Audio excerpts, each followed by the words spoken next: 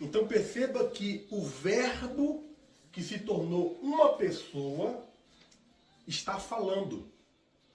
Aqui no Mateus capítulo 6, versículo 33 que nós lemos, mas nessa passagem de Mateus capítulo 6, se você analisar o contexto, Jesus está ensinando, né, os discípulos sobre algumas características de um verdadeiro discípulo. O que a pessoa precisa ter para ser um discípulo que agrada a Deus? A palavra discípulo significa aluno ou seguidor de um mestre. Então aqui Jesus está ensinando os discípulos, desde o capítulo de número 6, a partir do versículo 1, os capítulos anteriores também é o mestre ensinando, mas eu quero focar aqui apenas no capítulo 6. Jesus aqui nos traz algumas lições que nós devemos ter para as nossas vidas. E no versículo 1 de Mateus capítulo 6, ele fala sobre a generosidade de ajudar os necessitados, do nosso coração não se corromper facilmente pelo materialismo ou pelo egocentrismo, ao ponto de nós perdermos a compaixão, a empatia em relação às pessoas. Pois nós sabemos que o primeiro mandamento da Bíblia é amar a Deus acima de todas as coisas, com toda a nossa alma, com todo o nosso entendimento e com toda a nossa força. Esse é o primeiro e grande mandamento da Bíblia Sagrada, do próprio Deus. E o segundo mandamento semelhante a este, vocês sabem, todos nós sabemos, que é amar o próximo, assim como nós amamos a nós mesmos. E Jesus nos ensina também que um mandamento novo ele nos deu, que é amar o próximo, amar as pessoas, assim como ele nos amou. Ou seja, amar alguém como você se ama está condicionado. Ou seja, você se ama e por você se amar, você ama uma pessoa da mesma medida que você se ama. Mas Jesus veio trazer um esclarecimento sobre esse mandamento. Ele falou: meus filhos, vocês devem amar as pessoas assim como eu vos amei. Vocês só conseguem amar uns aos outros se vocês primeiramente receber o amor de Deus em vossos corações. E quando vocês recebem o amor de Deus, Pai, nos vossos corações, vocês então aprendem a amar assim como eu vos amei. Jesus veio trazer um esclarecimento. Ele não está anulando o fato de eu amar alguém assim como eu me amo. Porque quando eu recebo o amor de Deus, eu consigo amar uns aos outros, as pessoas, assim como eu me amo, porque o amor de Deus está em mim, então eu acabo amando assim como Cristo me amou. Porque quem nos chamou primeiramente foi Cristo. Quem nos recebeu primeiramente foi Cristo. Quem nos aceitou primeiramente foi Cristo. Quem nos escolheu desde o ventre da nossa mãe foi o próprio Cristo. Então não sou eu que aceito Jesus. Perceba esse mistério aqui. Para você perceber o quão privilegiado você é nesta noite. Só de estar aqui. Só de estar aqui. Irmãos, eu tenho certeza absoluta que se Deus não tivesse te trago para ouvir a palavra, você não conseguiria vir. O próprio Jesus falou: ninguém vem a mim. Ele é o que? É o verbo, ele é a palavra. Então ninguém vem a minha palavra, ninguém ouve a minha palavra, ninguém recebe a minha palavra, se do Pai não for concedido. Então o fato de nós estarmos aqui ouvindo a palavra não é porque nós queremos, porque uma parte de nós não queríamos estar aqui. De fato nós temos que ser verdadeiros, não podemos ser hipócritas. Uma parte de nós queremos estar talvez passeando no shopping, talvez numa festa, talvez numa discoteca, talvez em casa assistindo um filme, talvez descansando, tanto na parte natural como na parte carnal. Uma das coisas nós estaríamos fazendo, menos ouvindo a palavra. Porque a palavra é espiritual, a palavra nos confronta, a palavra nos liberta, a palavra nos transforma. A palavra é contra o mundo que vivemos, o sistema. A palavra é contra os nossos próprios desejos carnais. A palavra é contra o diabo, é contra os demônios. Então, quando nós nos esforçamos em Deus para ouvir a sua palavra, o mundo se vira contra nós. O diabo tenta nos perseguir. As circunstâncias vêm contra nós, porque nós não fazemos parte do mundo. E o mundo jaz no maligno. Nós somos de Cristo. Então, portanto, ninguém consegue amar um ao outro se Cristo não estiver nessa pessoa. Então Jesus declara: amai-vos uns aos outros assim como eu vos amei. Aqui no versículo 1 ele está ensinando sobre guardai-vos de fazer esmola diante dos homens para serem vistos por eles, porque assim vocês estarão recebendo os vossos galardões. Quando, pois, derem alguma esmola, não toca a trombeta. Não diga eu ajudei fulano, eu ajudei ciclano. Ei, o que a sua mão direita faz, a sua esquerda não precisa saber. É isso que ele está ensinando. Você precisa ser generoso de uma forma natural e espiritual. Você não pode perder a empatia e a compaixão pelas pessoas. Por que Jesus está ensinando isso? Porque ele está declarando: mas quando tu deres esmola, não saiba a tua mão esquerda o que faz a tua direita, para que a tua esmola seja dada ocultamente, e o teu pai que vê em secreto te recompensará publicamente. Saiba que quando nós temos generosidade, quando nós temos empatia, quando nós temos compaixão uns pelos outros, Deus nos abençoa por causa disso. É isso que Jesus está nos ensinando. E no versículo 5 ele começa a ensinar sobre a oração. Quando vocês orarem, não seja como os hipócritas, que eles preferem orar em pé, não significando que não podemos orar em pé. Mas ele está dizendo, os hipócritas preferem orar em pé para serem vistos, porque no coração deles a intenção deles é essa, para serem vistos pelos homens como grandes homens de orações. Então Jesus está dizendo, meus filhos, fujam da hipocrisia, fujam da falsidade, fujam de todo tipo de engano. Sejam verdadeiros com vocês mesmos. Sejam verdadeiros nas suas ações. Sejam verdadeiros nas suas palavras. Sejam verdadeiros nos seus procedimentos, porque conhecereis a verdade e a verdade vos libertará. E não existe nada que possa vir contra você e prevalecer contra você quando você caminha na verdade. Porque Jesus é a verdade. E esse mundo vem tentando nos tirar da verdade. Este mundo vem tentando nos oferecer a mentira, o engano, as ilusões, ao ponto de nós ferirmos o próprio Cristo, porque ele mesmo declarou: eu sou o caminho, a verdade e a vida. Portanto, quando eu tenho a mentira como particularidade sobre mim, eu estou declarando: meu pai é o diabo, porque o próprio Jesus declara em João capítulo de número 6, se não me foge a memória, ele vai declarar que o diabo é o pai da mentira e nunca se firmou na verdade, porque ele é engano. Então Jesus está ensinando, meus filhos, quando vocês orarem, que vocês possam entrar no teu aposento, fechar a porta do teu aposento, orar o teu pai em oculto, e teu pai que vem o que está em oculto te recompensará. Não orais em vãs repetições, de uma forma mecanizada. Meus filhos, quanto mais simples, quanto mais sincero, quanto mais justos vocês forem, quando vocês orarem, mais o Pai vai se agradar dos vossos corações. Às vezes não há palavras e Deus está contemplando o que está no nosso coração. Então Jesus está ensinando, meus filhos, vocês precisam permanecer firmes na oração, com um coração sincero diante de Deus.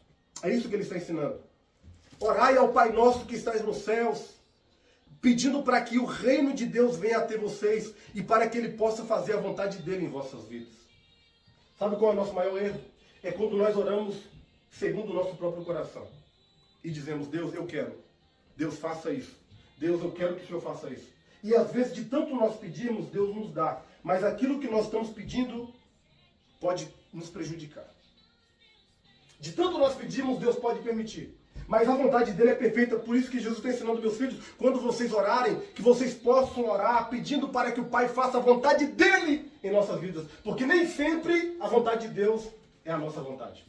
A nossa vontade, como diz a palavra, pode nos levar a caminhos destrutivos, mas a vontade de Deus é perfeita, boa e agradável. Portanto, há muitos planos no coração do homem, mas a resposta certa vem dos lábios do Senhor. Há muitos caminhos que aos nossos olhos parecem ser perfeitos, mas o final é de quê? De morte e de destruição. É isso que ele está nos ensinando. Permaneça firme no seu pedido diante do Pai e ore com o coração misericordioso. Quantas pessoas que guardam mágoas, que guardam rancores, que guardam raiva de alguém, e quando ajoelha, ou quando está em pé, ou quando está sentado para orar, eles começam a declarar: Deus me perdoa, Tenha misericórdia da minha vida. E a própria palavra está dizendo, o próprio Jesus declarou, se porém não perdoardes aos homens as suas ofensas, também o vosso Pai não vos perdoará as vossas ofensas. Jesus está dizendo, meus filhos, assim como vocês pedem ao Pai para que o Pai vos perdoe, vocês também têm que perdoar uns aos outros. A oração eficaz é a oração que você ora com um coração misericordioso. Quando você perdoa alguém a sua ofensa, você está dizendo, Deus, eu preciso de ser perdoado, porque eu também tenho ofendido ao Senhor. É isso que Jesus está dizendo. E ele está ensinando os discípulos, e ele ensina sobre o jejum. Quando vocês jejuarem, não precisa mostrar quanto estados, como os hipócritas, porque desfigura o seu rosto, para que os homens pareçam que jejuam. E em verdade vos digo que já receberam o seu galardão. Ele começa, irmãos, esses ensinamentos foram dados pelo próprio Jesus. São ensinamentos tremendos, que se nós aplicarmos nas nossas vidas, nós seremos bem-sucedidos em tudo que nós fizermos.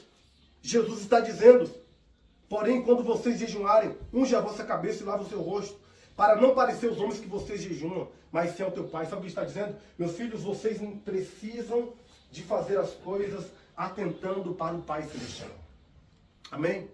Para o Pai Celestial. O grande tempo que nós estamos vivendo é o tempo da mídia social. É o tempo da era da informação. É o tempo em que as pessoas vão ajudar alguém e elas ajudam assim, ó. Elas ajudam assim, ó. Ó, irmão, eu estou ajudando aqui fulano, peraí. Não é pecado você ajudar alguém e filmar, para que outras pessoas sejam motivadas a ajudar. Mas tem pessoas que no coração, porque Deus atenta para o coração. Se eu orar em pé, com o coração voltado para Deus, ainda na frente de pessoas, se o meu coração não tiver hipocrisia, se estiver orando para Deus mesmo, para a glória de Deus, Deus não anula a minha oração.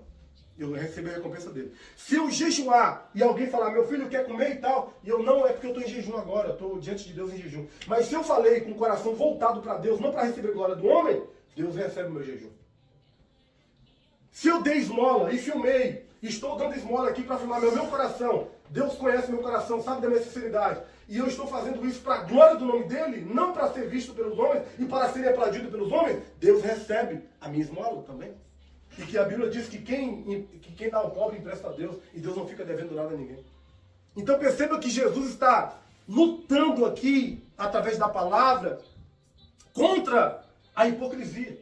E há muitas pessoas que, infelizmente, elas só conseguem orar de maneira eficaz no pensamento delas, jejuar de maneira eficaz no pensamento delas, ajudar alguém eficazmente no pensamento delas. Elas só conseguem fazer isso se elas forem vistas pelos homens e se elas forem aplaudidas pelas pessoas. Percebe que Jesus está ensinando e ele começa a declarar. No versículo por número 19, ele fala sobre as riquezas do mundo. E ele declara, não ajunteis tesouro na terra, onde a traça e a ferrugem tudo consome, onde os ladrões minam e roubam, mas ajuntai tesouro no céu, onde nem a traça, nem o ferrugem, nem os ladrões roubam. Jesus está dizendo, meus filhos, onde estiver o vosso coração, aí também estará o vosso tesouro. Ultimamente, onde temos colocado o nosso coração? Quais têm sido as nossas prioridades? Se Deus disse na sua palavra que o maior mandamento é amar a Ele, será que de fato nós estamos amando a Deus? E Deus está falando, vocês precisam de me amar acima de todas as coisas. Porque tem muitas pessoas que tiram as suas próprias vidas porque não amam a Deus. Elas tiram as próprias vidas porque elas amam mais a vida delas do que o próprio Deus. Porque quem ama a Deus acima de todas as coisas, eu posso estar mal, eu posso estar em dificuldade, eu posso estar passando por problema que for, mas eu não vou tirar a minha vida, porque eu amo a Deus. A minha vida não está presa na matéria. A minha vida está presa em Deus. Porque onde o vosso tesouro estiver, aí também estará o vosso coração. A candeia do corpo são os olhos. De sorte que se os seus olhos forem bons, todo o teu corpo terá luz. Mas se os seus olhos forem maus, o teu corpo será tenebroso. Portanto, a luz que há em ti são trevas. E quão grandes serão essas trevas? Deus nos ensina a ser otimistas, não pessimistas. Nós temos que olhar para a vida de maneira positiva. Sabe aquelas pessoas que tudo na vida delas vai mal e elas não conseguem acreditar que elas terão sucesso, que elas terão bênçãos, que elas terão mudanças, que elas serão bem-sucedidas. Elas não conseguem acreditar nisso. E o pior, que pelo fato delas não conseguirem acreditar nisso, elas começam a liberar palavras, amaldiçoando a si próprias. E elas começam a dizer, a minha vida está mal, eu vou continuar mal, nada está bem, nada está... E começa a declarar palavras negativas sobre si mesmo. Porque os olhos dessa pessoa são olhos maus. Tudo se vê mal, fala mal da vida dos outros, fala mal do sistema, fala mal da circunstância, fala mal da situação, fala mal do emprego que tem, fala mal da saúde, fala mal de tudo na vida. E Jesus está falando, se os teus olhos forem mal, o teu corpo será mal também. Porque a maneira que eu olho a vida é a maneira que eu me torno. Porque se eu olho a vida dessa forma, significa que eu penso dessa forma. Então a Bíblia diz, a sua vida é direcionada pelos seus próprios pensamentos. Então o que você pensar que é o que você se tornará. Se o diabo não quer que você acredite nisso. Se você colocar na sua mente, eu vou ser assim, eu vou ser assim, eu vou ser... E o diabo vem tentando colocar pensamento na sua mente. Você não vai ser assim, você vai ser assim. Aí você... Ai, mesmo. Eu vou ser assim. Aí você olha para o cenário, você olha para a sua situação, você olha para a sua condição. Aí você acaba concordando com a palavra do diabo. E Deus está falando, as minhas promessas estão na minha palavra, então creia na minha palavra, porque tudo o que eu prometi, eu posso cumprir na sua vida. Se o teu coração estiver voltado para mim, para as coisas do reino, para as coisas espirituais, de fato o seu tesouro será de tamanha existência. O seu tesouro será de abundância. Pedro declarou, Senhor, deixamos tudo para te seguir. O que ganharemos com isso? Jesus disse, meu filho, você terá tanto nessa vida como na vindoura. Deus nos dá bênçãos recalcada, sacudida e transbordante. Sabe o que significa isso? Ele pega sua vida e ele recalca as bênçãos dele. Ele vai recalcando. Aí ele sacode um pouquinho. Porque você percebe que quando você sacode uma coisa que está cheia, vai tendo mais espaço. Então ele sacode um pouco a sua vida e ele vai calcando as bênçãos. E ele vai te sacudindo e vai calcando. A bênção é recalcada, né? Ele vai recalcando as bênçãos e vai sacudindo até você transbordar. É isso que Deus faz. Deus não tem pouca coisa para nós. Ele tem a vida eterna. Tem algum bem mais precioso do que a nossa salvação? Será que nós estamos lutando pela nossa salvação? Será que nós não estamos enxergando que os dias são maus?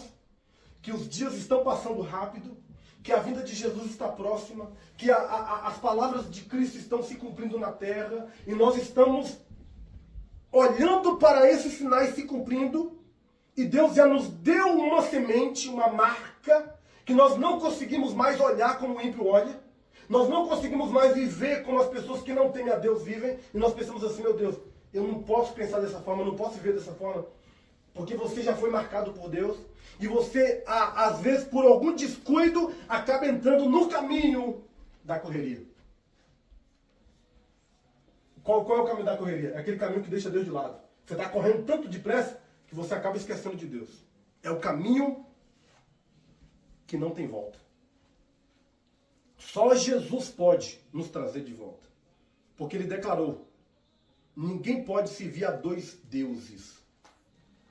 Há um único versículo na Bíblia que Jesus chama alguém de Senhor e alguém de Deus.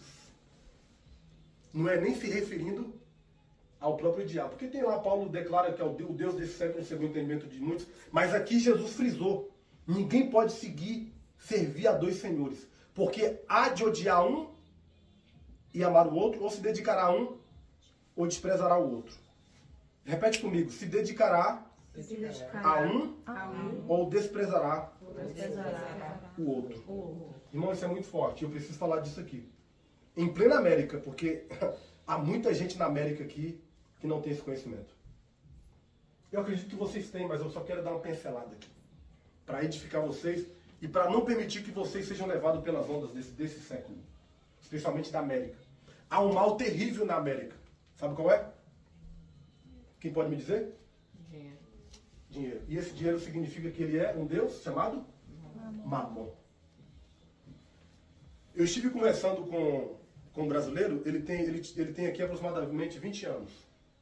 E eu falei com ele, rapaz, aqui a gente ganha dinheiro, mas não se contenta, né? E ele falou assim, realmente, esse é o mal da América. Quanto mais nós temos, mais nós parece que não temos. E ele tem 20 anos aqui. Já está farto, já tem moradias e mais moradias no Brasil.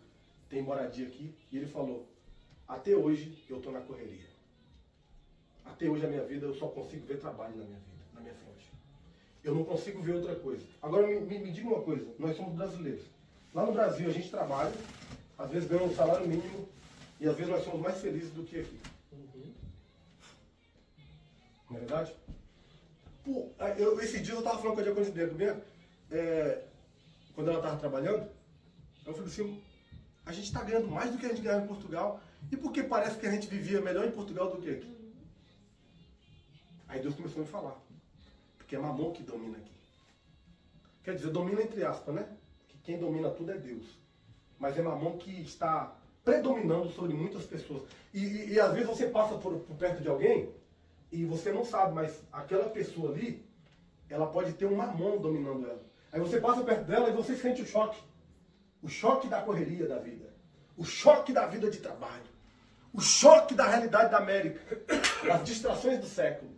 O foco dos materialismos. Aí você fica assim ansioso. Ai meu Deus, eu não tenho casa. Eu quero comprar casa. Ai meu Deus, peraí, tem conta. Meu Deus, o dinheiro está entrando. Mas cadê? Eu não estou vivendo. Ai meu Deus, trabalho. Ai meu Deus. Aí Deus falou, meu filho, para. Olhe para mim. Ou você se dedicará mais a mim do que a Mamon, ou você se dedicará mais a Mamon do que a mim. Você não pode servir dois. Será que nós temos nos dedicado mais a quem? Temos que ser sinceros. Não podeis servir a Deus e a Mamon. É isso que Jesus ensina. E eu já vou finalizar. Ele fala sobre a ansiedade. Aqui.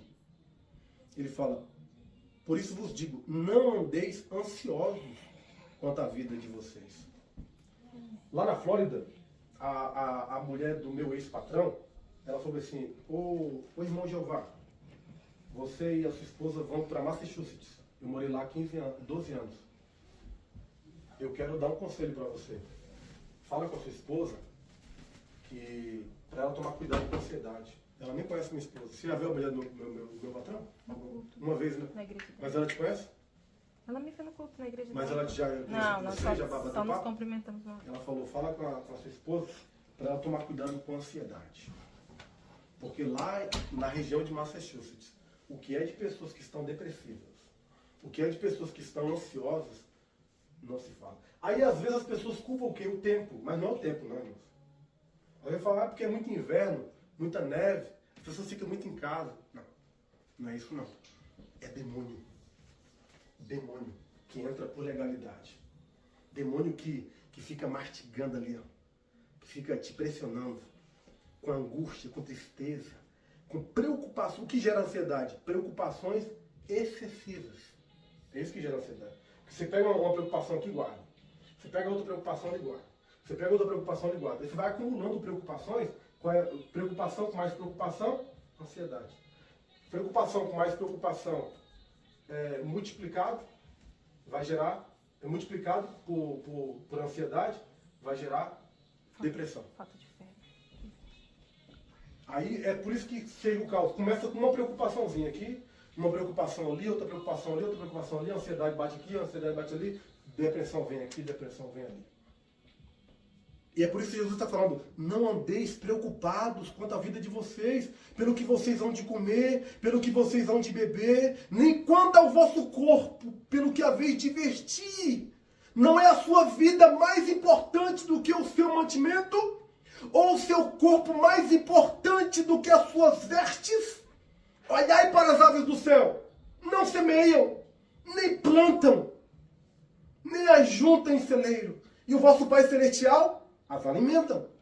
Jesus está falando isso aqui. Não tem de vocês muito mais valor do que as aves dos céus?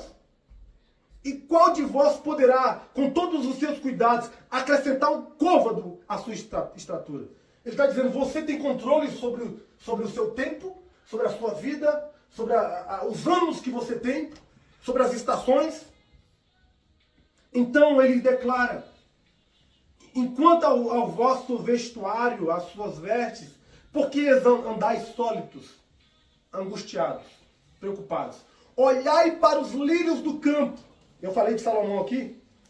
Como eles crescem, não trabalham, nem fiam. Eu vos digo que nem mesmo Salomão, em toda a sua glória, se vestiu como qualquer um deles. Nem Salomão, sendo o homem mais rico do mundo, e o próprio Deus declarou para ele, nenhum outro rei haverá tão rico como você. Nem mesmo ele conseguiu se vestir melhor do que os lírios do campo.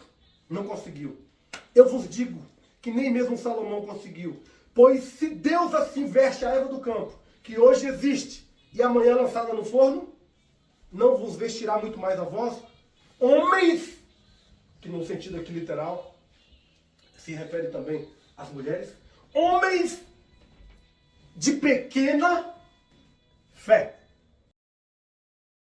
Porque todas essas coisas os gentios procuram. De certo, vosso Pai Celestial bem sabe que vocês necessitam de todas essas coisas. Os gentios são aquelas pessoas que não colocam Deus em primeiro lugar.